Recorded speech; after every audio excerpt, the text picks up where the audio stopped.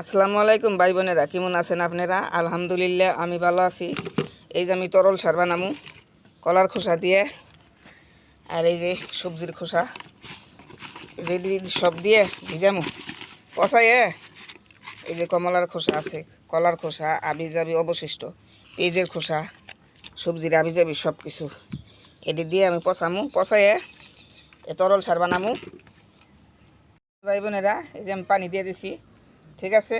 এই যে এমনি 1 সপ্তাহ রাখুন, 1 সপ্তাহ রাখার পরে তারপরে পচলে আরও পানি মিশাইয়া তারপরে তরল সার হিসাবে গাছের গোড়ায় দিমু, ঠিক আছে। এই যে দেখেন ভাই বোনেরা, আমার নতুন বটবটি গাছ, ঠিক আছে। এই যে দেখেন ধরে গেছে গা বটবটি, ঠিক আছে ভাই বোনেরা। আর বিনস তো খাইতেই আছি, এই যে দেখেন এই যে ধরছে বটবটি, দেখছেন এই যে ধরছে, এই যে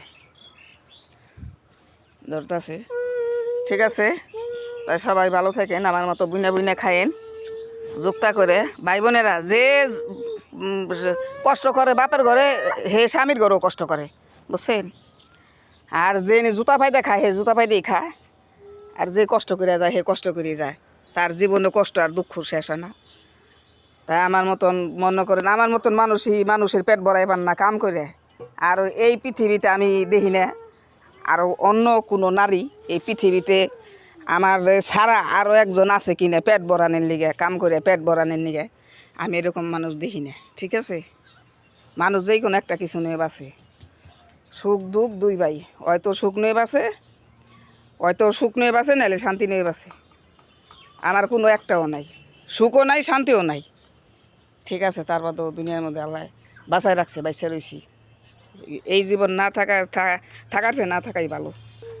সবাই দোয়া করবেন, এই ইহুদির বুগালে গনে জানি আমি রক্ষা পাই, আল্লাহ জানি আমার নেয় মান সম্মান থাকতে। মান সম্মান নেই, আমি যাইবার চাই মাটির নিচে, ঠিক আছে ভাই বোনেরা। তা ঠিক আছে, ওকে, আল্লাহ হাফেজ, বাই বাই, টাটা।